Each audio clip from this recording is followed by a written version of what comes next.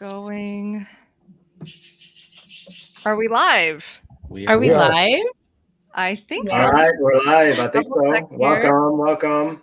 Hey, everyone. If you can hear us and see us, do type it in the live chat so we can see that everything is going smoothly. We want to begin.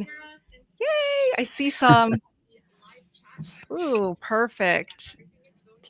I hear some voices right now. So let me see if I can. Somebody's got a tab open. Yeah. We're good. Are we good now? Okay, beautiful. Yes, we're good. Beautiful. Can you guys hear me? I can hear you great. Okay, beautiful. So I first want to introduce you all to my carnivore friends here. I have Coach Raymond with us. I have Coach Emily. I have Todd The Carnivore Cure. I have Lindy, also known as Limitless Lindy. And I have Michael, our amazing Michael K. So before we start answering questions, we are super excited to take all of your questions today. Before we do that, I just wanted to do a quick introduction to these amazing carnivores so you can get to know them a little bit. Raymond, introduce yourself real quick. Hi, I'm Raymond Nazon. I've been a 6-year carnivore and about 7 years fasting. I'm 52 years old. I've been through a slew of a lot of issues, half dead. Had everything from pre-diabetes to high calcium scoring test to heel spurs, diverticulitis, etc. You name it, I probably had it. So come and turn around my life with carnivore and fasting and loving this part of it. Absolutely. Loving life. And how long have you been carnivore? 6 years. Amazing. Yeah. Emily, introduce yourself. Hi, guys. I'm Emily Harvo. I'm 52. Raymond, you're not 52 yet, are you? No, 51. Didn't I say 51? Oh, I thought you said you were 52. I'm 52. Right, 51. That's my claim to fame. 51. I've been a carnivore about 3 years now. It was the answer for me coming from keto and fasting. I never had food freedom until I found the carnivore diet. That's what the diet that helped me to reach my health goals and my weight loss goals. So I was started about 300 pounds and was able to get down to 150 pounds. And so it was a weight loss story that got me here, but it was kind of the lifestyle improvement and how good I felt mentally, physically, emotionally. Those were the things that kept me there. I started carnivore for a 1-month trial and I felt so good with it that I just decided I don't want to stop this. And so now I've been able to coach people for a couple of years now in SB Gang. And I just never get tired of hearing people's healing stories and healing journeys when they decide to go carnivore. Amazing. Todd, Carnivore Cure, introduce yourself. Yeah, I'm Todd Bachnes. I'm from Montana. 11 months ago, I was over 700 pounds, estimated right around 715. Many health problems, been very big my whole life. I was 600 pounds when I was 14 years old, fought it my whole adult life. Yeah, carnivore 11 months. I had 11 months ago, I was stuck in a chair, very immobile. I was in a pretty big pickle. Got COVID, got congestive heart failure.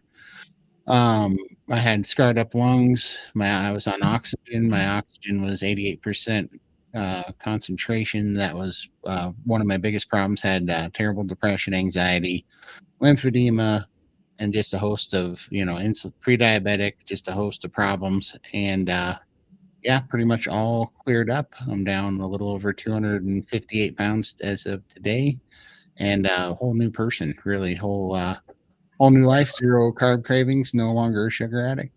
And yeah, so here I am. Congrats. Miraculous. I can't even believe I'm hearing this. 11 months. Yeah. Months. It's incredible. To change all of that is amazing. Yeah. That's absolutely amazing. Wow. Just stunning. Wow. And Lindy, share your story. Hi. Yeah, Lindy here from Melbourne, Australia. I'm also 52 and struggled with my weight all my life. Tried nearly every diet you could think of. I had left band surgery and failed everything. And on my 50th birthday, I was around 800 pounds. Started carnivore on January 2022. So I'll be 2 years carnivore this January. And I'm down to 290 pounds as of this morning, feeling great. I was housebound and literally just didn't want to wake up in the morning. I'd be upset waking up. So I've just got my life back. Depression's gone, no longer diabetic. Everything's improved. I've just had my life back. That is Food awesome. freedom. Yeah.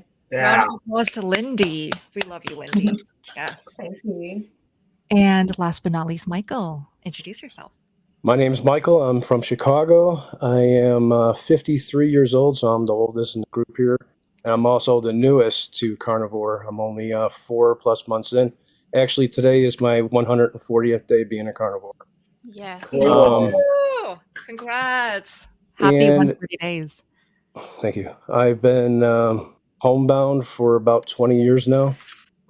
Dealing with weight loss and dealing with my weight and depression and severe lymphedema in both my legs.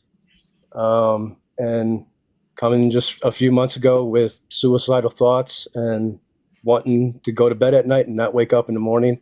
Carnivore has really changed my life the past 4 months. Amazing. Beautiful. Well, shall we start taking some questions now? I'm so excited to be live with you all. I love you guys so much. By the way, we hang out like every day because we're so involved in the Steak and Butter Gang. We do so many carnivore meetings, Q&As, priming and fasting classes in the community. But being live on YouTube is seriously just as exciting, if not more, because this is so many people watching. So we're going to take your questions now. I do want to say a huge thank you to Carnivore Keith. Let's feature that. So kind of you to give us a super chat. He says, much love to the SBG community. Keith is a huge role model in the SBG community. He inspires us every single day. The way that he shows up, right? The way that he chimes in and encourages everyone. Why do you guys love Keith? Beautiful smile. Thumbs up for everyone. Yep. Yeah, just so happy. Motivates everybody. Absolutely. Yeah, Keith brightens everybody's day. I love seeing Keith in there. He's the best, best cheerleader out of anybody out there, and super humble. He doesn't even really share. He's got his own amazing story. Yes, he does. Unreal, and he's so humble about it. Absolutely.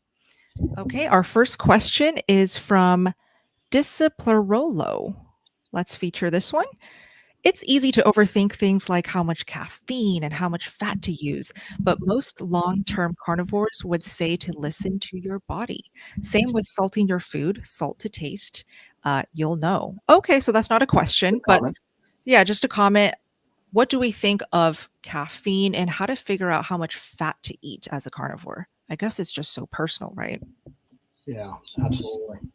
Well, on that part, so about caffeine, so caffeine has a lot of problems with it. So for those not familiar with the book called Caffeine Blues, definitely recommend the readers to actually get you an idea of caffeine and its toxins and its problems. But really and honestly, I've noticed personally that caffeine doesn't seem to have an effect as well when you're eating carnivore foods first and having your coffee after. So on the other part, I just wanted to mention on this, listening to your body. So I realize that we say long-term. I love how you said long-term carnivores would say, listen to your body. We say that as it's hard for listening to your bodies as a carb eater though. So after you transition, you are able to listen to your body and you're able to listen to the amount of food that you need and the amount of, we'll call it fasting that you need. And that it will enhance your carnivore journey along the way. Yeah. Let me feature this question here from Dory. How does a beginner begin? Okay, let's go around the room and just share our best tips on how to begin the carnivore diet.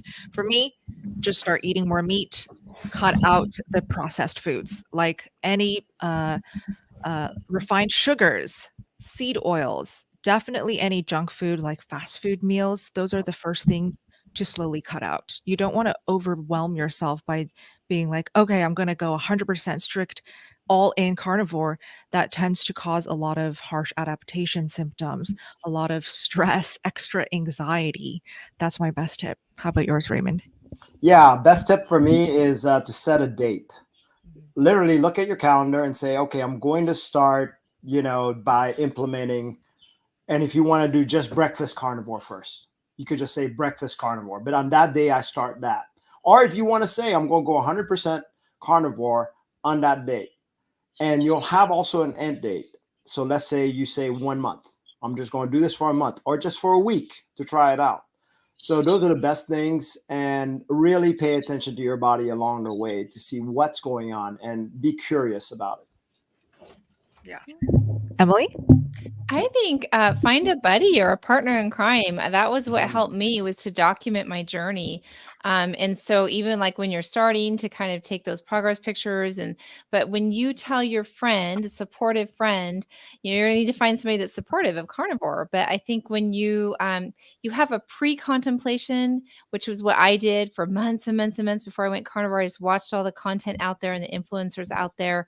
And then, but by the time I was ready to jump in, I set that date. I did that, but I was telling other people about it in my life, like my friends that I knew were supportive. So find a community to be in if you don't have one already, and just tell a buddy that you're doing that, and that will help you to keep to your resolve and to have somebody that's kind of looking out for you on the journey. Todd, your best tip. I think it was kind of equally three things, to be honest with you, that were absolutely critical for me. It was, one, I had to make I had to change my environment with the food that was around me. So I couldn't, if you can get rid of all the carbs and all the junk you don't want to eat anymore, just get them out of the house. But I couldn't do that at the time. I had people in the house that were eating that stuff, but I was very immobile at the time. So I had to set myself up for success. So I had to build a really small world around me that I could access everything. But the most important thing was, I would get derailed if I didn't have something thought out. Something as simple as not having it thought out would ruin me. Right. That was number one, was making sure that I always stayed ahead of the cravings so that I could be fed with carnivore foods ahead of time, that everything was ready, having the things to cook, not having a dirty dish that was going to stop me, or a dirty pot or pan. It sounds stupid, but when you're hungry and you're having a craving, you just got to be able to cook and eat, so, or have it pre-cooked. So that was number one. Number two was I had to have an emergency plan when my brain was lying to me and making me go into the carb cravings. And that was, I always told myself I could quit, but before I could quit, I had to go eat bacon until I was full and give it 1 hour. And then if I still wanted to quit after that, then I could quit. Nice. And that was the thing that made a big difference for me. And then the third thing is being around like-minded people that are sharing information. I had to change my mind. I had to change the way I thought about food. I had to give up the guilt and stuff. And that's where the SBG gang came in for me. It's just a great way to be surrounded by, like-minded people, information that keeps you laser focused on it. Great tips. Lindy, your best tip. Oh, goodness. For me, I struggled for the first 6 months trying to do it alone. I didn't have support from family or friends. So it wasn't until I reached out to Emily and said, look, I need your help, that I could actually commit to this way of eating, just having the accountability, being able to talk to her about my issues, that she helped me work through everything. Sitting here eating my meals while the family's having things around me. That was what worked for me. So definitely having that support. And I had coaching for about 8 months, and just it was so worth it. Yeah. Beautiful. And sorry, Michael. For me, the biggest tip is doing it. I felt hopeless, and I know that there's others out there that are probably watching this that felt the same way I did just months ago. And the biggest thing that I can tell you to do is do it. Try carnivore, and it's changing my life. It's changed Lindy's and Todd's, Raymond's and Emily's and Bella's, and I can guarantee you it's going to work for you too, because it's working for me, and I never thought it would. Amazing. Great. So for those in the live chat and watching right now, if you want to chime in and share what your best tips on how to help Dory on how best to begin carnivore, feel free to put it in the live chat. I'm pretty sure it's saved with the playback when I do post this live stream. Okay, let's keep going. Let's do rapid fire. I do want to get through as many questions as possible. This is from Catherine. What to do and steps to take when one is sensitive to severe side effects of oxalate dumping? Yeah, we do have some tips that we like to bring up because it is very helpful when you first go carnivore. If you're experiencing oxalate dumping symptoms, and just off the top of your head, coaches, what are some oxalate dumping symptoms that are common? Crystals coming out of the eye and the skin, pain upon urinating, joint pain are some of the big ones. It all has to do with these crystal products that are kind of finally coming out of the body. So those are the top ones that I hear. Yeah. And also cloudy urine. We hear that a lot as well as a common symptom. But if you're sure you're having oxalate dumping, we've learned to use lemon juice, right? Put lemon juice in your drinks or on your meals. And I think there is something that you can order off of Amazon also to help with the dumping symptoms. It's called, what is it called? Are you Citric. thinking of the food grade citric acid? Exactly. Food grade citric acid. Any other tips? Maybe Well, black tea sometimes is recommended because it has some oxalates in it. So sometimes taking a little bit of oxalate foods will help lessen the symptoms for a while until your body's kind of ready to do more of that. So that can be helpful. Yeah. Raymond, any tips? Yeah, if you guys want a lot more on that, Sally K. Norton's pretty good on that. Elliot, I mean, she is the queen of that. Elliot Overton also talks a lot about it too. Yeah. Okay, let's keep going. This is from Tim Silva. What are the symptoms of a histamine intolerance? Itchy skin was for me. My skin got worse before it got better. Eczema, psoriasis started flaring up, getting itchier than usual. What else? Runny nose, rashes. Yeah. Yeah. Rashes. And you want to pay attention to which foods are triggering it. It's one of those that, carnivore is a perfect elimination diet. So as you get better about fine tuning and taking these out. So if you take the high histamine foods out and move to more, fresh, getting everything so that it's not set around and that stuff has grown on it. That's what's happening is aged meats where the bacteria have had a chance to grow, even canned fish. Some of these things are classic high histamine.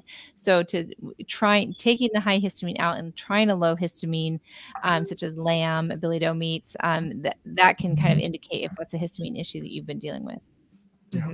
Yeah. And I do want to say that some people with histamine intolerance do eventually get to the point where they can eat some meats later on that is a little bit more aged. Like me, I used to have histamine intolerance. Also, bone broth is one that's high in histamine. So you may be able to handle it a little later on as you do carnivore. Right. Most do. Most really, it's a healing phase, and most do get by it. So I second that. There's so much hope. And then an Instapot is a really great cooking tool if you're dealing with histamine because it's such a it's such a quick, like you wouldn't want to do a crock pot. Let's put it that way. None of the slow cooking methods are going to be good. You want to do quicker ones. Right. And aged meats, cured meats, anything that has been sitting in grocery store aisles for a very long time. You just want to try to avoid meats that are not fresh. So go with fresh meats, higher quality meats like pasture raised, grass-fed, grass-finished does make a difference for our more sensitive healers, long haul healers, and autoimmune healers when you're new to carnivore. Yeah. And steak over ground beef. Ground beef has all that surface area that it's been exposed to, so stuff can grow on it. So try to do like roasts and steaks. Yes, exactly. Okay, so thank you for the super chat by the Beachful. I can't see where her question is though, but I feel like there was a question that she put in the chat there. Oh, okay, here. Hi, love your channel and the carnivore help and inspiration you offer. Thank you. I'm struggling with sugar cravings, especially after slipping up during Thanksgiving. Please help me. This is such a great question, and we are here for you. If you slip up, it is not the end of the world. We hear all the time, when people slip up or fall off the carnivore wagon, shoot, I just undid all of the progress or all of the work that I did, and now I have to start over at base one.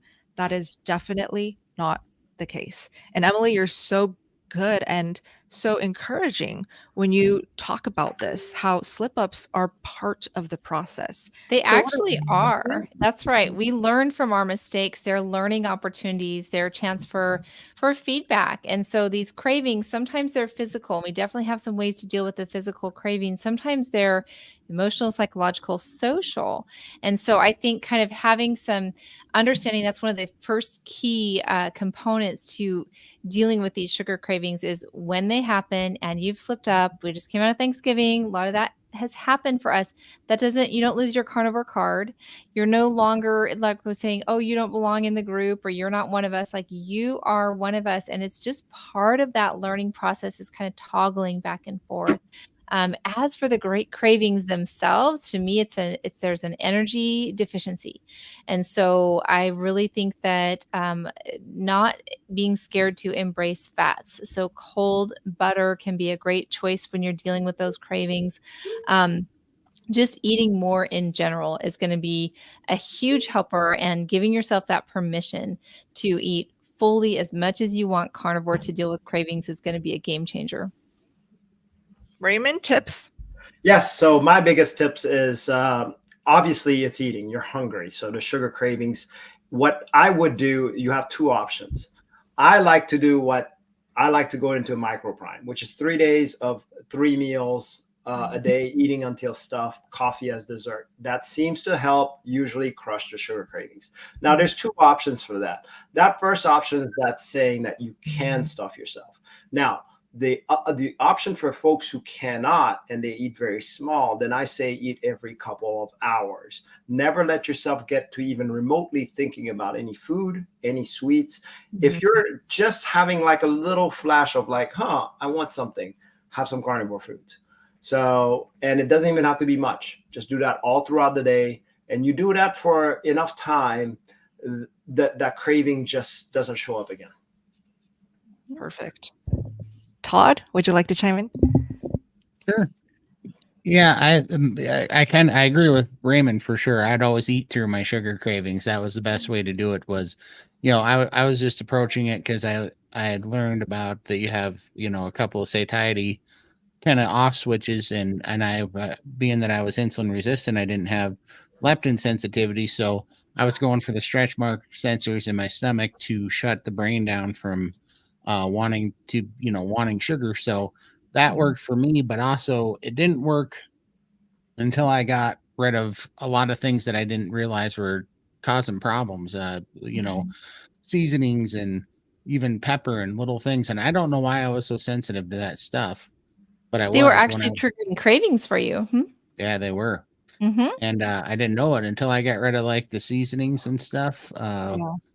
Chili seasonings, chili powder type stuff, and my hamburger and stuff. Till I got rid of all that, it didn't go away. But once I did, and I just basically went BB, and E, and salt, and then I ate a lot of fat. I made the fat primary. Man, it's the most freeing thing ever. I mean, I haven't had a sugar craving in 11 months. And notice how bacon is included in the BBBE. I was just thinking bacon for sugar cravings and sweet cravings is a beautiful thing. Really good. And pork belly bacon is one of my favorites, the actual uncured. I love that. That's super good for cravings. Yes. For me, if I have cravings or when I used to have extreme sugar cravings upon starting carnivore, butter was the answer. And I like to keep it simple. I like to just make it easy, something that is so idiot proof and easy where it's like, I don't have to think about it. The moment I feel this, then I will do this to stop it. And so I went with that easy peasy tip and it worked for me. And I do hear so many carnivores, members in SBG say like, look, I put butter by my bedside table now, or I just go to my fridge and take a bite and the voices wither away. So there is something super effective about just eating animal fat. It is so nutrient dense, packs a punch of satiation too. So absolutely, that's my best tip. Do you always use salted or do you sometimes use unsalted? What kind of butter will help you with that? always go with unsalted because I am one of those no salt carnivores, the weirdos. Okay. And I just don't eat salt. I don't feel best with salt. Anytime I play around with salt, as in like upping it with Redmond's real salt, I just feel drowsier, less energy, lethargic. I don't sleep as well. I don't have as much, motivation throughout the day to do stuff. And I've tried it multiple times. So when I get off the salt and go back to no salt, I feel incredible again. So of course, this is a very personal preference. Mhm. Yeah. Excellent. Now, I do want to feature some of our super chats because we're getting a lot. This is insane. Nice. That's great. Thank you. This is our first time going live on my channel, and I just have to say thank you so much for taking time out of your day to join us today. And absolutely, if you want to give us super chats to show your appreciation or just to give us some love, we will prioritize your questions and your comments. So this next one is, wow, from JC. Thank you so much. What is ZAR? Where is that from? What currency is that? Don't know. I've never seen that before. Not sure. Me neither. Well, JC, do let us know where you're connecting from. Can you please address the topic of gout, purines, and uric acid issues? Most doctors say to stay away from red meat to avoid gout. I know.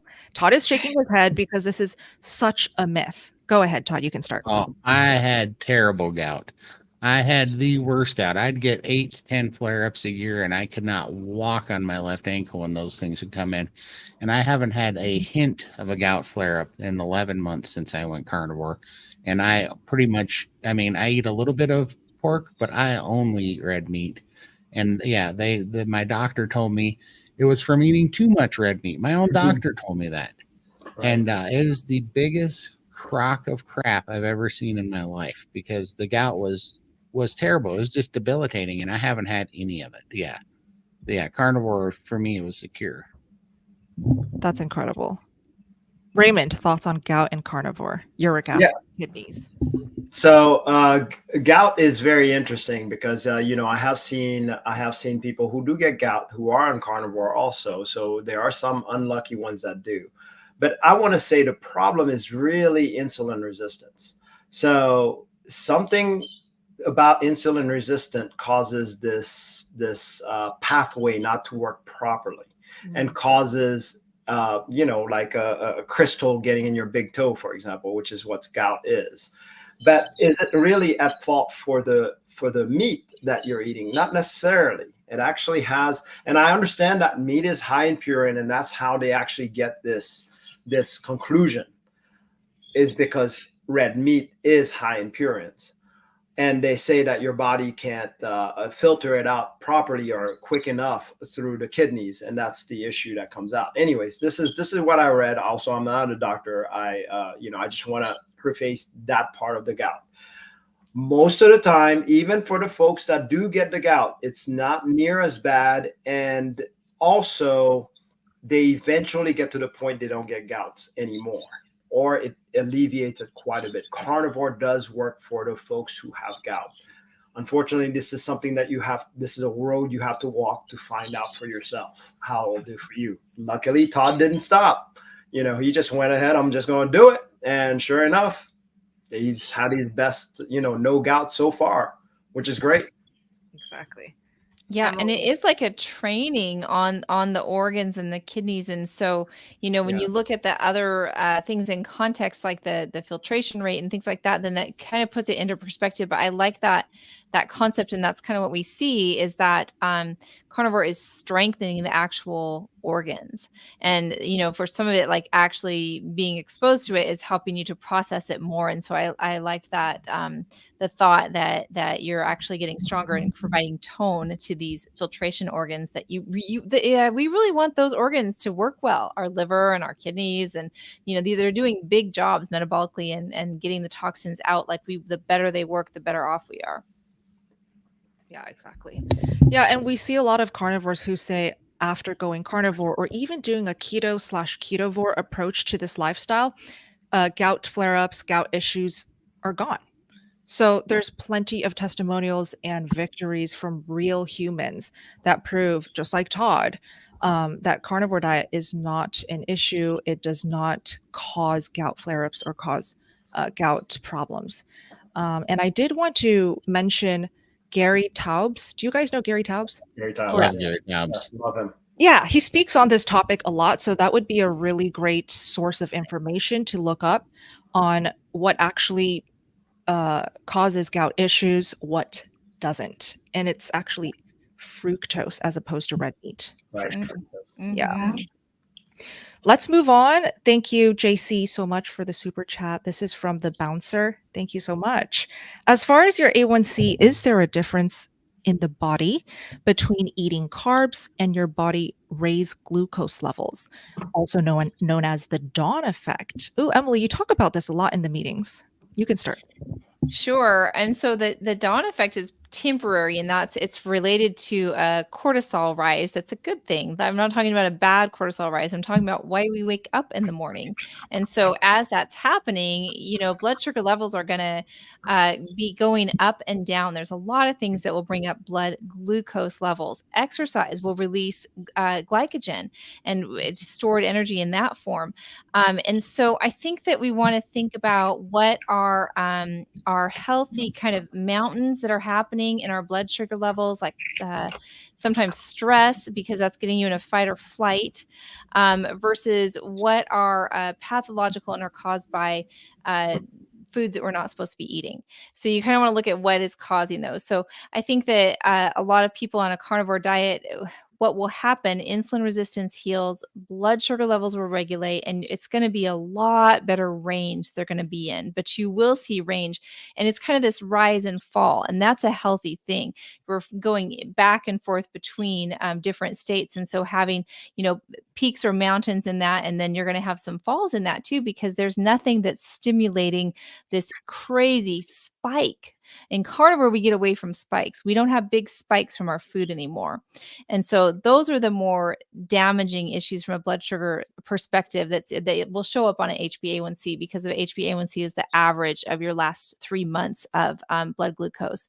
So those are some things to think about. And in general, your HbA1c is going to improve. You're going to get away from the insulin resistance. You're going to move towards insulin sensitivity, eating a carnivore diet.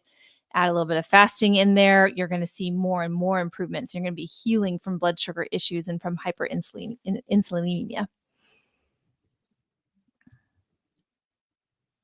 I just pulled up my vegan to carnivore blood work just now, nice. Yeah, let's just bring up my numbers just to talk about when I was eating strictly carbs, my A1C versus my A1C on carnivore, 0 carbs. And so it was 5.5 when I was vegan. And then carnivore, 4.7. Wow. Wow. Phenomenal. Personal proof right there. Yes. Carbs versus That's 0 awesome. carbs, animal foods. Yep. Yeah.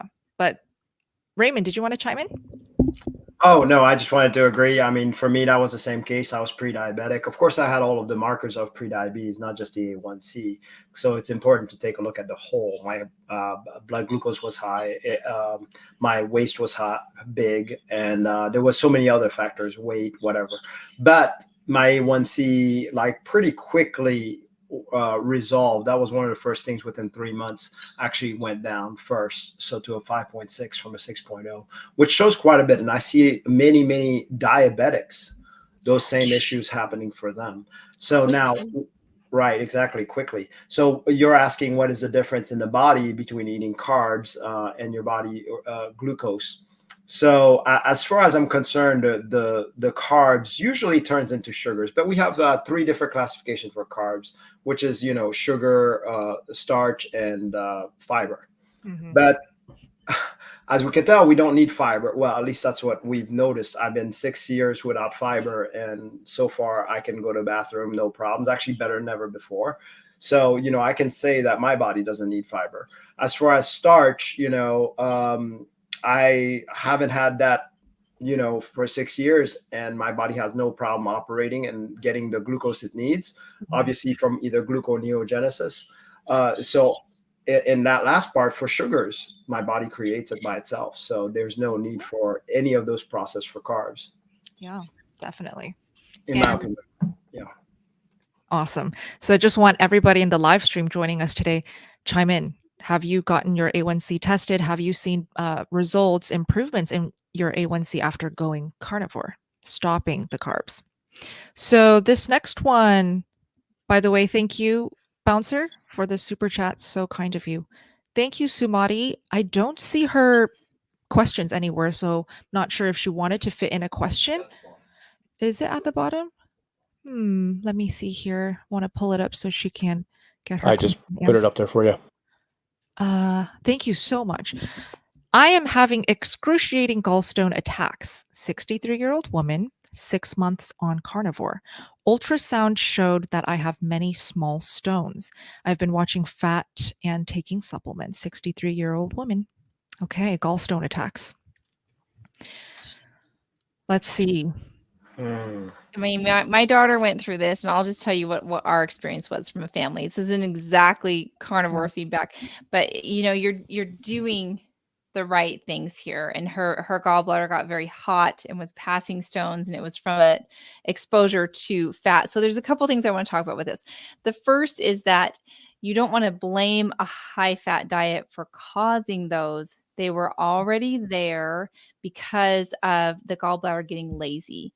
So what happens is that there's sludge, and if it's not ever stimulated, for example, if there was a past low fat diet, and then it hardens and turns into these stones in the gallbladder.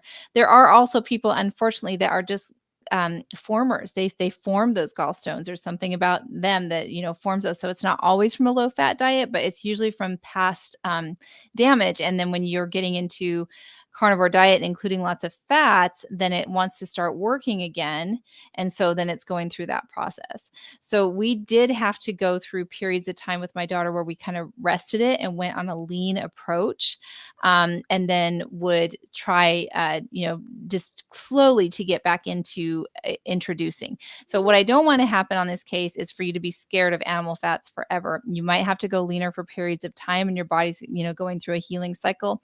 But you actually want to challenge the body to be able to tolerate more and more animal fat over time, which is what happened with my daughter. And now she can eat ground beef, the fattiest of fats, and she does not have these attacks anymore. Yeah. I want to remind you that gallstones are really a metabolic disorder. So our metabolism is not working properly. So therefore, it's not processing the fats. And really, and honestly, just like Emily said, this is a lot of the past eating. So remember the kind of fats we were probably eating, mostly seed oils. This really doesn't impact our gallbladders. And then all of a sudden, you're getting actually good fats in, still mixed with the other. So hopefully, just like Emily said, just go a little bit on the lean and then allow the body to just kind of recover. And then eventually you'll be able to up the fats again. So hopefully that helps. Yeah. Okay. Well, keep us posted, Sumati. And also, I do want to share from what I have gathered and learned and seen in the carnivore community. If you have gallbladder pain, it most times is just your body adapting to this new diet. So it could be that your body is starting to convert the fat to energy. And so it's adjusting. I'm not sure if you've had these attacks or these issues before going carnivore, but you said you're 6 months in. Feel free to give us more details. Maybe we can further help you out in the chat. Thank you, Sumati, for the super chat. Okay, let's keep going. What are good replacement drinks? This is from Charlene. What are good replacement drinks to use in place of coffee other than water? Butter latte, fatty latte, which is basically butter mixed with hot water. That's it, right? Yes. No, a fatty latte is egg yolks. So you want to, it's so great, Bella. I'll make you one someday. So when I'm making them, I make a big one in a big, tall, like a steel coffee cup. And so I do 2 egg yolks, 2 tablespoons of butter, and then hot water kind of drizzles in there. And I use one of those frothers and just froth it all the way up. It gets beautiful froth on top. It is so satisfying. If you can tolerate a little bit of cinnamon or vanilla, some people will add that in there too. So yeah, that's a really good one. I'm glad that you thought of that for a hot drink. I love that one. Yeah. Mm-hmm. Let's see what else in replacement of coffee. For me, hot water. It does the trick. Mm. Yeah. It gives me that nice, comfy, cozy feeling that I can look forward to in the morning. It's getting cold here, so having something comforting and warming is beautiful. And I think it's just about creating habits. Of course, the first 2, 3, 4 days of having hot water or whatever replacement that isn't coffee is gonna feel terrible. You're gonna be like, "What is the point of this? This sucks. I just want my coffee." But when you do it enough repetition, day after day after day, it just becomes part of your routine. And it doesn't have to taste bad. The butter latte, the fatty latte where it's egg yolk, butter, hot water, mix it up, it tastes amazing. Oh, it's So, so good. right? Yeah. Any Mhm. other options? I'm sure So there's gotta be on more. my hot water, I will add salt or electrolytes. I like the taste of the raw, unflavored, Yeah. and some lemon. And so obviously that's not carnivore, but I think that you'd be a lot better off than coffee and all the issues that coffee causes to do some lemon in there. Yeah, exactly. Cool. Oh, I have another one, Bella. Yeah. It's called Calm Magnesium Powder. It's a plain, and it is so fun. It gets kind of fizzy, and it has a super sour taste to it. Mhm. So, and it's just a magnesium, it's very harmless and doesn't have that sweet palate. So that's a nice one to have as well. So it calm unflavored. Awesome. Okay. And everyone can chime in the live chat. It's saved anyways. What do you drink instead of coffee? What are some good replacements? Todd, I feel like you have ideas. Yeah, I mean, honestly, I did the carbonated water lemon juice drink, but I only did that for 4.5 weeks, and what I found was that that 80% of my habit was like the ritual, right? It was Yes. the thinking about going to get a soda. It was the time that I would drink it and when I would drink it for like a stress reliever and stuff. So I was able to kind of it's stupid, but just use sparkling water because I used it through the same ritual, and I got hooked on it because it was 80% of the ritual was there, and your brain kind of gets tricked, and then you just make a new habit. So I just replaced it with the sparkling water, and I get it because I thought it was nasty as nasty could be when I first drank it. It was bitter and it tasted gross, and I didn't like it. Now I love it. I drink, a ton of it every day. So that's just, I really think you can, I think you can almost replace any habit if you fall, if you use the power of your addiction of the ritual part and you just change out the end and you replace it with something. I've found that to work really well for me. Yes, definitely. And if you're looking to cut out coffee, you guys should not do it cold turkey like I did. Learn from my mistakes. You definitely want to wean off, especially if you have a long history with coffee, because the headaches, they can get pretty intimidating and painful and just annoying in general. So weaning it off and doing a slow rise in decaf to replace the decrease in caffeinated coffee is also a great tip right there. So I love that. And you can switch uh, to a decaf, and you can always do a butter coffee is wonderful. Especially if people are looking to keep out the inflammation that sometimes they'll get from heavy cream. But just a decaf with butter is absolutely lovely. exactly. Oh yeah, and bone broth. I've used bone broth before in the fatty latte. That's delicious. Yeah, you can use a bone broth base and add your egg yolks and butter. Bone broth by itself or bone broth with butter is delicious. Yeah. So I want to shout out Eddie's comments. I love that you're so attentive, but I do want to preface again, just because I eat no salt or I eat everything plain because I just love the flavor of plain everything, does not mean that you have to eat that way to also get ideal results or get to your goals on carnivore.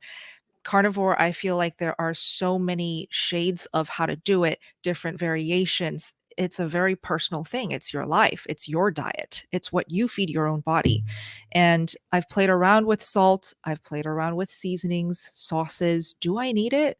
I've kind of concluded now, 5 years in, I love it plain. It's so Yes. good to me. It is. And so much variety. I love how much variety you get, even when you're, not there's a ton of carnivore things that you're choosing not to do, but you still eat a huge variety of foods. Yeah. Yes. And I think, I don't know, I think that the beauty of carnivore is that it really is it's an elimination diet. And then you Mhm. can add things back in. Because the only thing that I consistently had a craving for the entire time this 11 months was vinegar-based things. I don't know why, Oh, but my nice. body likes vinegar. And in Yeah. the last I don't know 6 weeks, I put it back in because I have no negative effect with vinegar, Right. and it Same. helps me I don't either. digest things better. Yep. So I'm just like, why am I cutting this out? I don't really know. My body seems to want it, and it helps me digest things. It helps me emulsify fats way better. So I'm just taking it, and to me, that's starting. The vinegar profile is taking over the salt profile. Like the more that I have vinegar, the less I want salt. Right. Right. Oh, maybe there's a vinegar latte out there, Todd. Ooh. Could be. It's weird, but I'll drink cold shots of apple cider vinegar when I'm eating Yeah. before my meal, and I love them. Yep. Nice. Well, I started adding Frank's Red Hot sauce to my meats lately, and the only thing that I don't like about it is the salt. But other than that, it's the vinegary and the cayenne. I don't know what it is. It's like I want it, and it tastes good. Right? Yeah. Mhm. I'm having the I same will thing. say too, like sometimes for those that can tolerate spices, which I've been able to so far, they don't trigger me how they do with Todd, but you can make like the dried spices that you would have wanted in a hot salty broth. And so if you're doing your bone broth or something, you could put whatever those dried spices are that if they don't trigger or bother you, it's like some parsley or some garlic or onion powder or whatever. And that makes a super yummy hot drink to drink on as well. Yes. Lindy, I want to hear from you. Do you do carnivore with seasonings and sauces? I know I just have salt, that's all. But I do like the smoked salt. There's lots of different Yes. flavors of smoked salt, and it just changed the whole dish. So yeah, there's lots of different ones I've tried and love those. Awesome. Redmonds make one that's a cherry smoked salt from the Redmonds. That was Oh. really good. Yeah. Amazing. I think it's cherry wood, maybe. It was Yeah. smoked cherry. Yeah. Or something. I get mine from Tasmania because it's hard to get the Redmond stuff here. It's very expensive. Just the delivery costs more than the actual salt. But you'll have to stock up when you come and see us in Austin. Come on now. I will. Bring empty Bring an suitcases. extra suitcase. Yeah, I want carnivore bars and carnivore crisps because we can't get them here. So Yeah. Yeah. Well, I actually want to highlight Lindy and Todd for just a second here. Quick break from the questions and we'll go back to it. Todd and Lindy appeared on Joe Rogan's latest episode with Dr. Sean Baker. Sean is the guy who coined the carnivore diet. He basically founded the carnivore diet. He showed up, I think, on Joe Rogan years ago. Do you remember how long back? 6 years ago. Yep. Wasn't he the guy who kind of dropped the whole carnivore diet term, right? Yeah, the actual term. Right. Exactly. Before Sean Baker called it carnivore diet and carnivore lifestyle, it was called a zero carb. Yeah, zero carb way of eating or a zero carb diet. And so Dr. Baker brought up Lindy's phenomenal story, Todd's phenomenal transformation so far on Joe Rogan's episode. And it's at the 40-minute mark, right? Yeah, it's 48 minutes. Yep. 48-minute mark if you guys want to see how they introduced these two incredible carnivores. And I just wanted to take a moment to celebrate Lindy and Todd for sharing their story to the world. It is changing lives. That was crazy. Absolutely phenomenal. Yeah. How did it feel to see your face on that episode? And you didn't even know it. It was nuts. I couldn't believe it. It was crazy. My phone started blowing up, and I thought somebody was pranking us. Is what I thought happened. Yeah, I thought, what?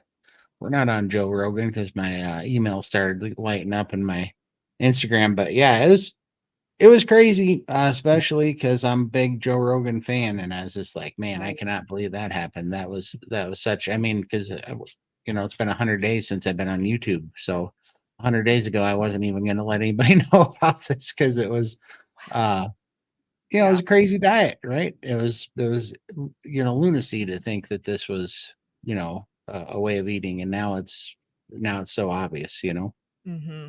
Exactly. And Lindy, how are you feeling? Well, I'm a little bit ashamed because I've lived in a bubble for such a long time. I didn't even know who Joe Rogan was. So when I got the message from Todd, it was like, who?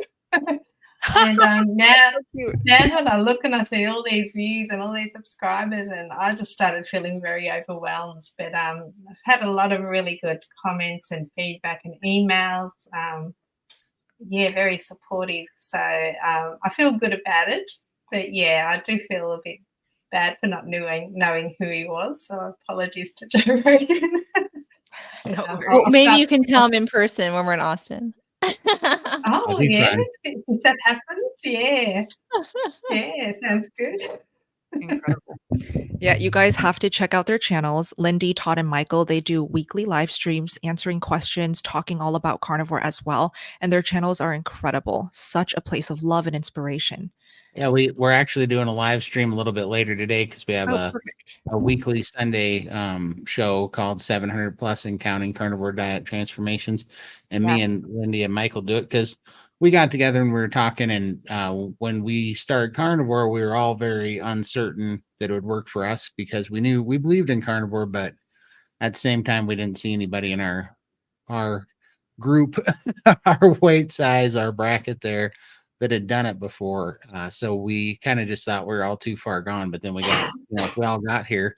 And so we put a show out there because we were all, me and Lindy and Michael, we were all searching the internet for somebody like us that had done it through carnivore so we could see an example, and we didn't see that. So now we're putting that on Sunday. So Awesome. Yeah, check them Wow. out. Every Sunday you guys are doing some shows over there, yeah? Yep, Live. for sure. Perfect. Beautiful. Okay, I don't want to neglect our generous super chats here. So thank you, Micah. I believe Micah is in the Steak and Butter Gang. I've seen his profile a couple times. So wow. thank you. Let me see if he attached something to ask us. Okay, here it is. Bella, your work inspires not only dietary success, but a holistic sense of thriving and camaraderie. Wow, thank you. I wish I could give enough thanks for giving me a place to make some friends. Lord knows I needed it. That's so That's incredible. awesome. I am That's so cool. happy you're part of the community. Thank you so much for sharing. And I'm happy that you found a place that you belong to. Thank you, Micah. Do we have another super chat? Oh, wow. There's so many chats that I have to start organizing a little bit here. Steven, thank you so much for your super chat. And his question is here. Potassium has been a big problem for me. Is it so bad to have a daily banana? Raymond, you're perfect. Well, first of all, is it so bad to have a daily banana? One banana, there are some people that I actually tell to start out with one banana for the first week, one banana a day for the first week, and choose however you want it. You just allowed one banana. And the following week, you start trying to wean off. So you go half a banana.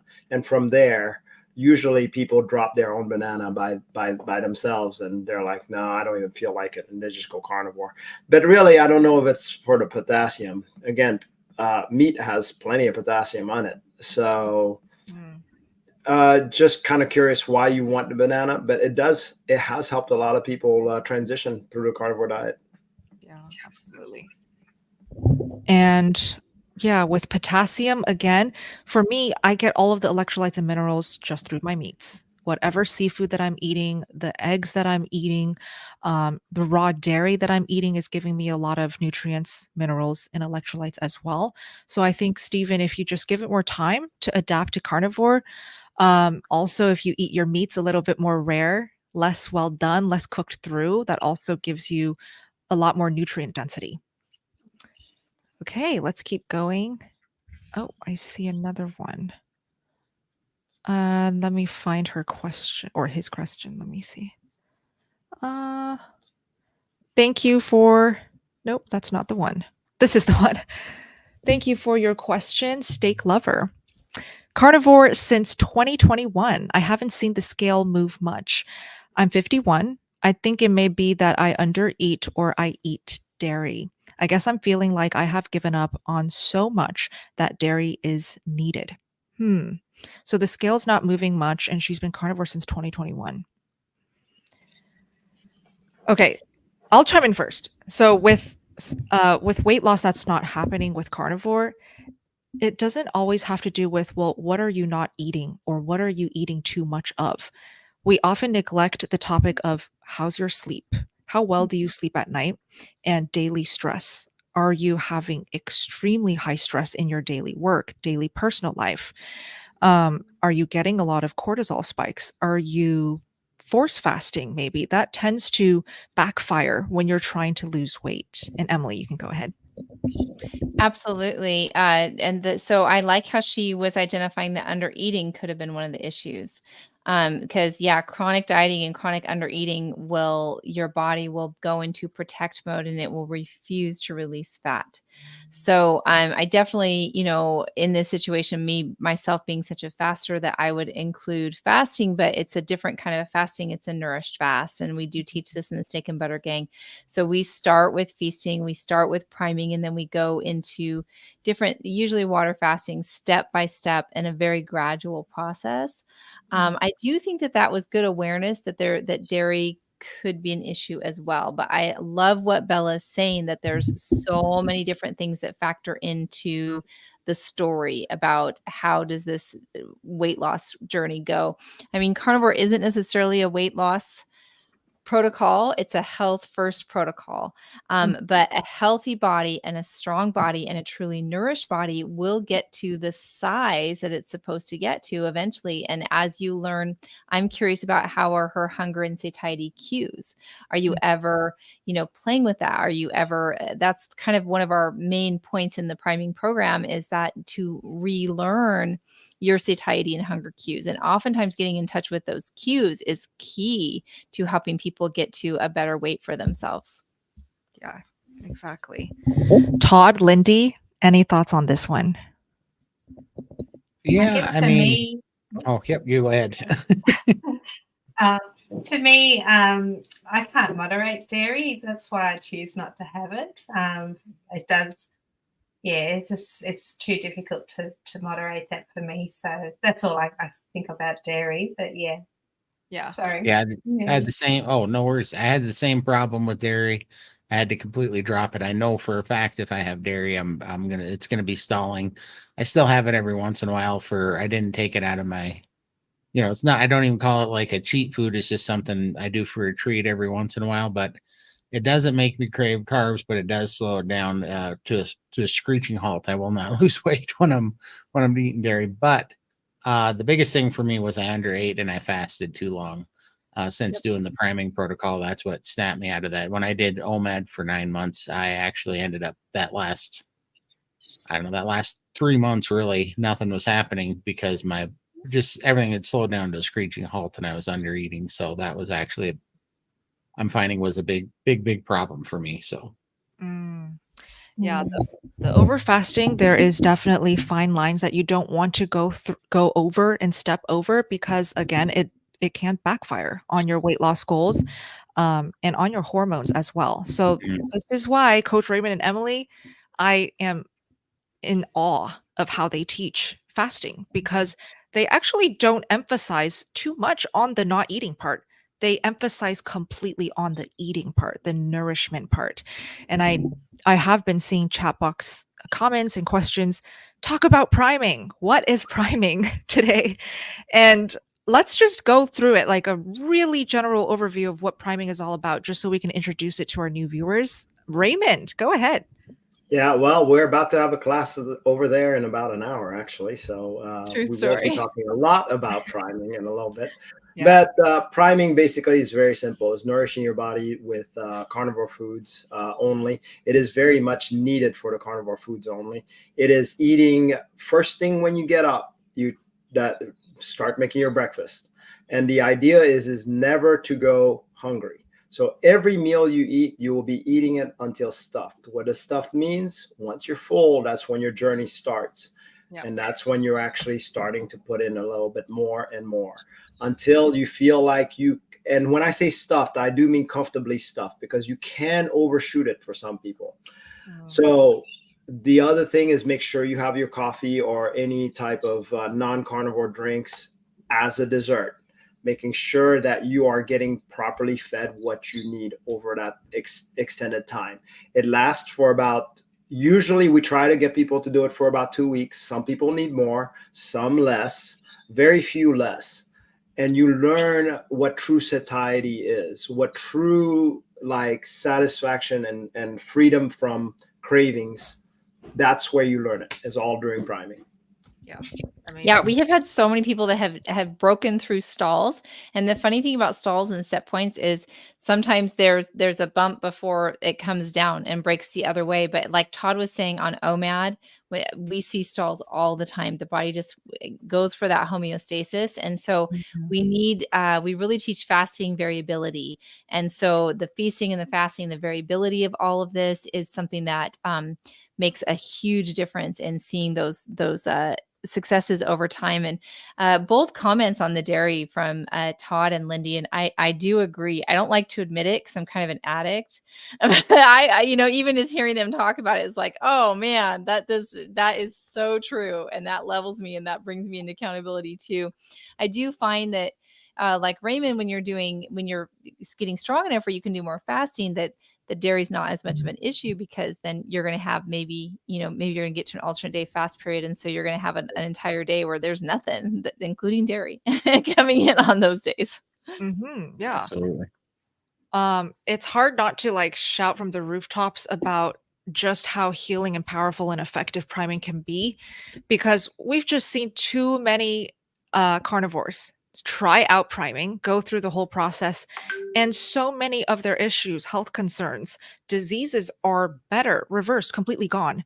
And for me personally, my binge eating, my sugar cravings, my hormone healing that I wanted to achieve, it was completely met when I started priming. So there really is a lot of truth to just eating more, allowing yourself to just eat as much as you want. So I'll just put the link up. Yeah, go ahead, Todd. I was just gonna say, I can tell you, I've only 9 weeks into priming, basically, and it fixed my insomnia. That was one of my biggest problems, was not sleeping. It completely fixed that, and then I'm moving fluid better for my lymphedema, which is huge.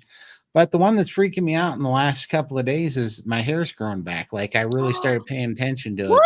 I cannot believe how much hair I've actually grown. It's ridiculous. I lost my hair when I was I've 8. never seen your hair, Todd. Yeah, I'm bald as can be, but the thing is, it's really Right. stupid. But my hair used to be down here. This was my hairline down here. I've grown over an inch of this hairline up. It's going up toward the top of my head, and it's so neat. almost 3/4 of an inch on both sides has come up. And I had to pull out old pictures to look at it, and I'm like, yeah, that's actually, my hair is really actually coming back. It's crazy. My mom's noticed it the other day. She was squinting and she goes, "Are you growing hair?" And my mom's 81 with bad eyesight, so I was like, "Holy!" Whoa. Yeah. Amazing. That is Okay, I have a couple of questions and comments. One, is mom eating more meat? Yes, she is. Good. She is. Good. Yeah. And then my second comment is, we actually do hear this story all the time with women with priming of getting thicker hair and stopping hair loss. So priming is an excellent thing to do for hair loss. And we've had a lot of women at all different ages that get their color back in their hair, get their cycles back. Maybe they didn't want it back, but that comes back. And so I love priming. To me, is like the ultimate present that you can give yourself, and we don't know what's inside that box. And I love all of these like surprising things that people are getting when they experience priming. Yeah, it's crazy. Oh my gosh. So I just put up the URL on the screen just in case anybody is curious to start priming with us. Coach Emily and Raymond teach priming classes, plus, of course, their fasting classes to go along with priming every single week in the Steak and Butter Gang. And you can just go to sbgmeetup.com. If you guys want to just join the Steak and Butter Gang as a free member to get a feeling of the culture there and the love and the support you can get, just email me, sbgchallenge@gmail.com. I'll give you the free invite to join our free forum. And priming classes are in our monthly challenges, Nadia. I believe we got some more super chats, so let's just keep going. If you guys don't mind, if you need to drop off, I'll just be here doing the live. This is so much fun. I'm loving it. Okay, good. Yay. Thank you so much, Exploring with Dave. So generous of you. He says, for all the effort you have put into this, thanks so much. You and others have enhanced my understanding of nutrition and made my life much better. You're so Yep. kind. Thank you so much, Dave. It's my honor. Kind words. Thank you. Absolutely. Yeah. Enhanced my understanding. I love that. That's great. Okay, we have another super chat from JC again. Hi. Here in South Africa, we often have no electricity for long periods of time. What are some good survival food options to stock up on in general that do not need refrigeration or freezing? You can Good can question. any meat. You can can Yep. any meat. Yeah. So true. Pemmican. Yes. Pemmican. Hmm. Now, yeah, Bitlong. You're in South Africa. Yeah. What is Bitlong's Bitlong, perfect. Coach Raymond? That's the one where they use a fan to dry. It's kind of like a jerky. Jerky. That's what I was Yeah, thinking. yeah, Yeah. kinda like a And jerky. I don't know if you have access. I love canned sardines, y'all. Don't kill me. I eat them a lot. And so I ate a bunch of what's canned that? cod livers. Oh, I eat canned cod livers. I hear you. Oh, yum. I love those too. Wow, yeah, those are good. Those are They're good. delicious. And that's a premium fat. If you want to talk about, upping your like omega-3s, like cod Right. liver and the fat that it's in, like Yeah. good stuff. Good stuff. Don't do too much; might get you sick. But yeah, That's true. Good point. So I do a lot of canned meats. I love that Todd brought up that you can can your own, but I do even canned chicken. I just have to add a lot of fat to it, and different kinds of canned fish. Like I said, I eat sardines several times a week and absolutely love them. But I love what we're talking about. Pemmican, which is like a tallow with dried meat, and the jerkies. The jerky trend is hot this year, y'all. That's what everybody's doing in the carnivore space, and we just made a ton of jerky yesterday. So we've got big bags of it that are stored up and ready. That's awesome. I feel like the most cost-effective option for JC is get a dehydrator and dehydrate all of the cheapest meats or just your favorite meats. Yep. Even chicken is a great cheap option to just dehydrate and save as that survival food option. And once it's dehydrated, it lasts so much longer, right? Without going bad. Oh, absolutely. And dip it in tallow if you like that. That's what I love. I dip all my stuff in tallow. And so I have some purchased tallow brands that I will stock up and buy tons of tubs of it. But when we were on the brink of all the supply chain, the chains going bad and all that, I just bought so much fat because fat keeps forever. And so, that was something that was really helpful as well. Awesome. Michael, do you have any tips on survival food ideas? Spam. Oh, Why not? Hey. well, it works. It's not the best. It does have modified starch potato, but that's about it. But you're right; it actually can work. It's great at a pinch and cheap. Yeah, definitely cheap. Yeah, but like in the right category though, any canned meats really Tuna, will last forever. Yeah. Yep. Tuna, salmon. I love canned salmon. So good. It's delicious. Yeah. Awesome. Okay, let's keep going. I do want to do as many questions as possible, but I want to prioritize the super chats, and we just got another one. Thank you, Isabella. Now, Isabella, where is your question? I want to find it so we can answer real quick here, unless she didn't put a question. She might not have. It's not showing up. Hi, Isabella. I know you're in the gang too. If you have a question, we'll make sure to prioritize it. So type it in the chat box. Okay, this one is from Kimberly. Hello, carnivores. I'm wondering if you guys can talk about water, how much we should be drinking a day.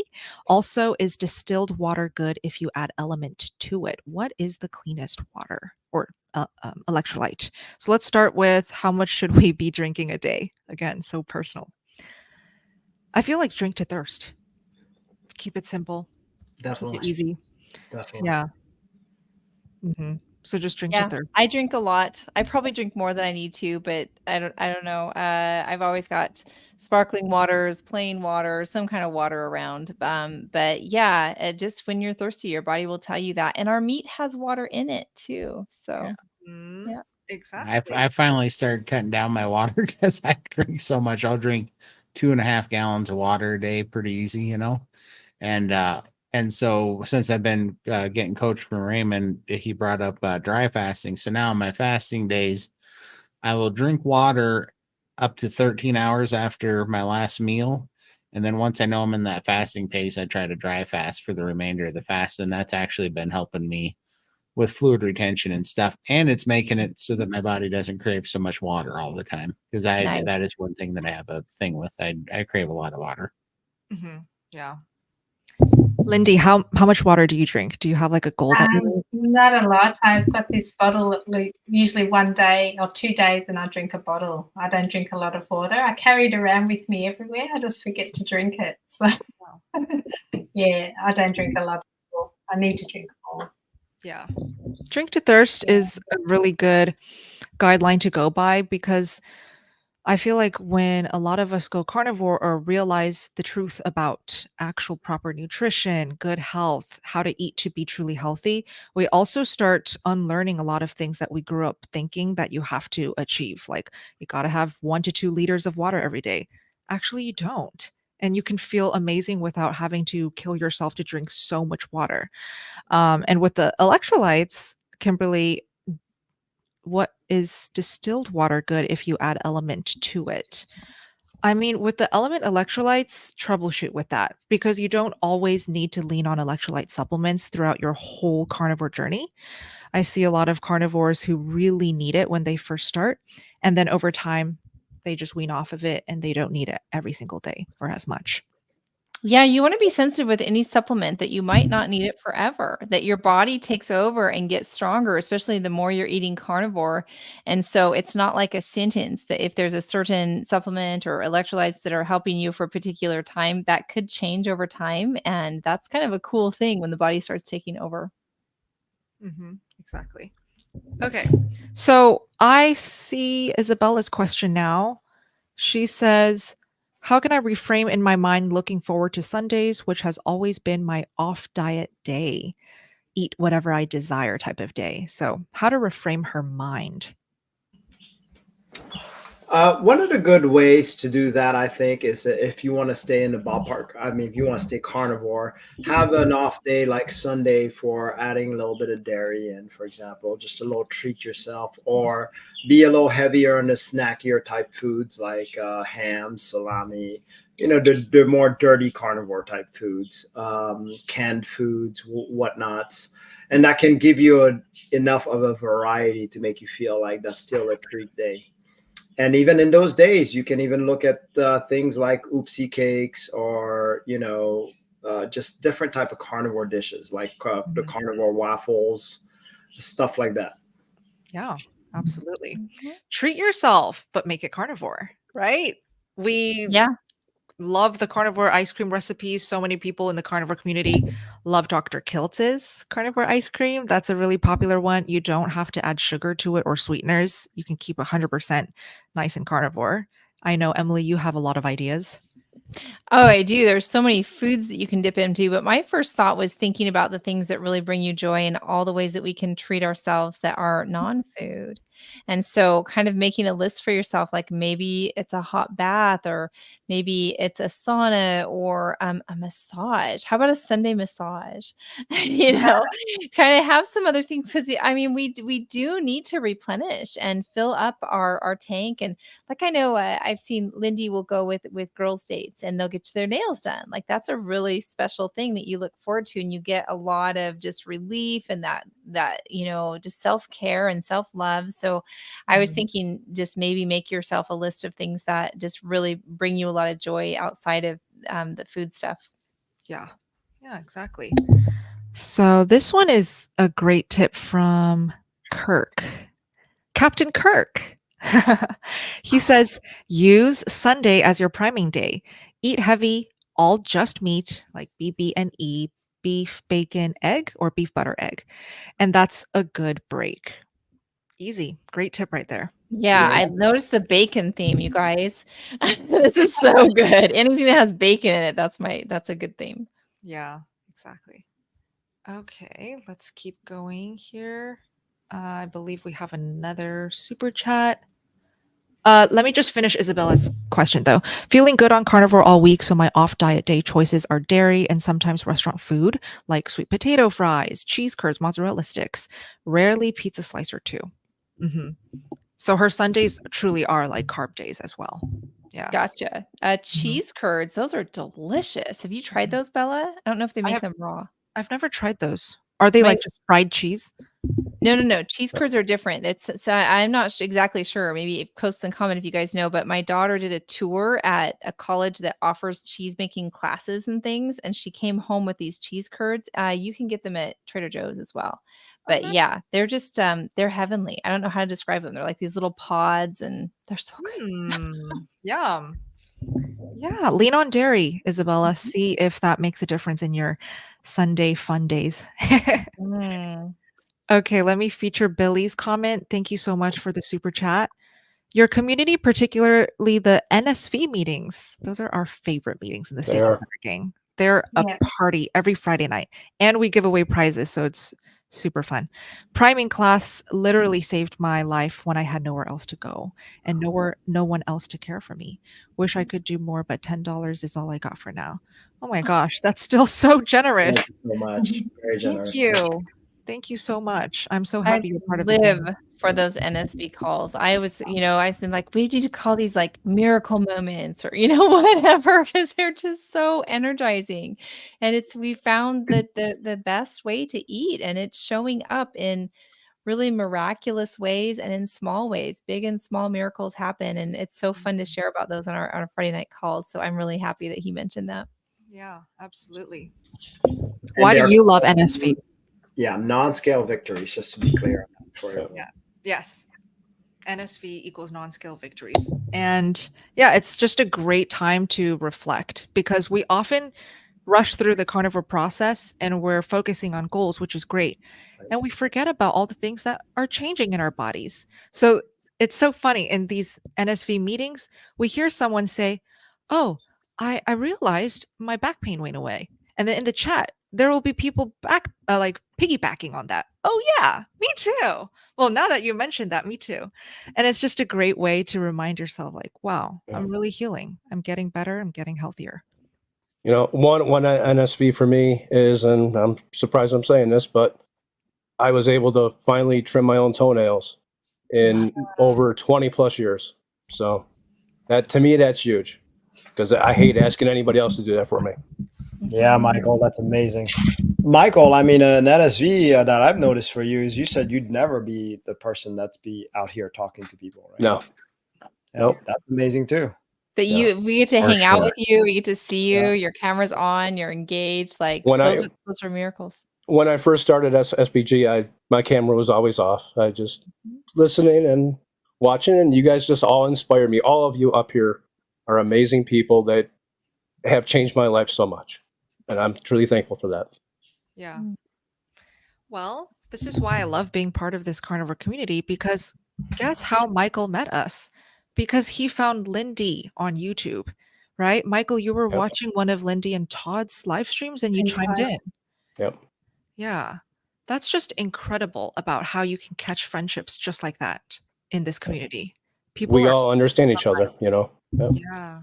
And I know there's more out there like me, like Lindy and Todd, that are struggling. And this is changing my life. It's changing everybody else's too. It can work for you. I promise you. Try it. Absolutely. So, I mean, I don't think I would be doing a live stream like this with these 5 incredible people without the internet. So yes, I love the internet. I love Right. YouTube, but I love this carnivore community. And I just want to share that you can really connect on a deep level if you just show up to these free events, live streams. Every carnivore now is doing amazing live streams, right? I just started today. I'll do more if you guys want. Put it in the chat if you like this type of setup and live stream Q&A. We'll do more as a team, as a carnivore group. But all of our favorite carnivores, I feel like they all do live streams, right? What are some great carnivores you guys want to shout out? Top of your head, Todd. I like, a big fan of Kerry Man and obviously Sean Baker and Ken Berry and those guys. But Kerry Man, Adam, those guys, they do, they're doing great work. And I love what those guys are doing with the carnivore documentary and everything. So, Yeah, Absolutely. Dr. Hampton. We love Yes. Dr. Hampton. Amen. Amen. He's He's the incredible. best. Oh my gosh, what a genius. He knows everything about everything. It's incredible. Yes, he really does. And he's hilarious. So that's a great combo right there. And he's cute. Yeah. Let me just feature some follow-ups regarding priming since we were talking about it. Ooh, Lisa Wiedemann. We love Dr. Wiedemann. I think she does a lot of great lives, like weekly lives on her channel. She does weekly lives. Yeah. Yeah, definitely check her out. Luzelle, Uh, yeah, go ahead. I was gonna say Dr. Kiltz. He Oh, does lives every Dr. Kiltz morning. every day. Dr. 5 Kiltz. a.m. Yeah. Yes, 5 a.m. Shout out to Dr. Kiltz. He's going to be a guest in SBG this month. So Luzelle says, can I still join the challenge? Yes, you can. You can join anytime throughout any month. You can just hop on the live Zoom calls and start asking questions, being part of the community, connecting the moment you sign up. We have meetings every other day. And it's just a great time to learn, connect, stay accountable. And yes, we do have priming coming up in exactly 1 hour and 40 minutes. So if you guys join the challenge, you'll be able to directly hop on that priming kickoff Zoom call taught by these two, Coach Raymond, Coach Emily. And I'll just put up the link for anyone new, sbgmeetup.com. Let's keep going. Let's see. Okay, I see the chat box here. Okay, this one is from I Love Pineapple.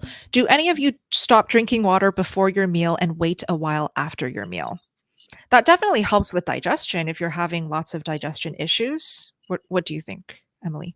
Absolutely. I often drink my meals without water, but that's because I drink so much. Otherwise, I just always got to drink by me. So I love that though. I don't need to have a glass of water when I'm eating at all. And Right. so sometimes this is handy and convenient when life gets busy and I'm going different places and doing different things. It's like I'm fine to just have my food alone, but I do think that that is great on the digestion issue and not getting overwhelmed and waterlogged with it for sure. Yeah. Raymond, what are your thoughts about water? I'm bad about that. I love drink while I eat. So, yes, I've heard that it does trouble the digestion. And yes, I do have digestion issues, but it's not so bad enough for me to prevent this habit that I've had. I've tried it where I've done it like about, 3 days trying that, and I just don't like it. So I'm just naturally doing it. I'm in the same boat. I tried that for 2 weeks and I was like, the heck with this. I gotta have something to drink when I'm eating. That's why I've been so tickled that taking some amino acids, my digestion is greatly improved. That's my favorite part, is that I can drink water and not feel like I'm screwing up my digestion now while I'm eating. It's way better. So Nice. Exactly. Okay, let's keep going here. Let's just do some rapid fire questions. We should wrap up soon so we can take a break and then do priming. Let's see. Lots of comments in the chat box. Let me see if I can filter out a question here. I just saw a comment about, I want Yeah. you guys to know, if you guys are interested in the challenge, your camera can stay off. You do not have to be camera on to be a part of our challenges or whatever. We have, tons of people that are camera off because they're busy too. Not only they feel shy, but they're out on a walk or they're shopping or they're in their car or whatever, and they're just literally listening. So that's totally fine. Yeah. Hey, if you're coming from the Steak and Butter gang or you're in the gang, let us know in the chat box. I always love seeing familiar faces, members show up here on YouTube too. Nice to see you guys. Okay, let's do this one from Sandra. Okay. How much coffee is too much coffee? I'm a truck driver and do coffee with butter and half, once or twice a day. How much coffee is too much coffee? Good question. Bella, how would you answer that? Okay, this is how I would answer it. If you feel like coffee is starting to mess with your hunger signals, your appetite, and like when I say that, how would you know? If you've been drinking coffee for your whole life, you actually don't know what it's like to feel hungry or what true hunger is until you try a life with no coffee. So I think it could be very eye-opening trying out even just lowering the caffeine and seeing if that changes anything with your hunger and appetite levels. Because if it does, that says a lot. are you actually eating enough? Because caffeine tends to dampen hunger, suppress the appetite for a lot of people. Yeah. What do you think, Raymond? Absolutely. Now, what's interesting about that? I mean, obviously, you're a truck driver. So I understand how caffeine's very important in your line of work, but I'd like to challenge that also. So I have other truck drivers that is in our meeting, and actually they're wanting to wean off of coffee after priming. So the question that we must ask ourselves is, are we actually eating enough? And this fake energy that coffee brings us, is it truly something that we have that is within us? And the only way to be able to actually get that is by nourishing ourselves enough. And once we do, then we can eliminate coffee. So I'd like for folks like this to take a priming challenge and doing the coffee after a meal and noticing whether coffee starts decreasing automatically that way. And then that would give you the answer that you need from there. So now, if I want to deal with the how much coffee is too much, some people drink it all day long. So they'll have a big cup and they'll just sip on it all day long. And that, I can tell you, is problematic. So rules will need to be made if you're that type. And we actually talk about it in the steak and butter again of what strategies you can do for that. Absolutely. Yeah. Real quick, Todd, how much coffee do you drink? I have not had caffeine or anything but water in 11 months, and I do not miss it. And I was a huge caffeine hound because I would drink 2 iced lattes every morning, and then I would drink black iced tea all day long. I'd drink a gallon of black iced tea easy every day. And when I got off of it, I do not miss it at all. It was an accident because I did that accidentally when I was getting off soda, and I just didn't drink any caffeine or anything during that time because I was so concentrated on that lemon drink that I was doing.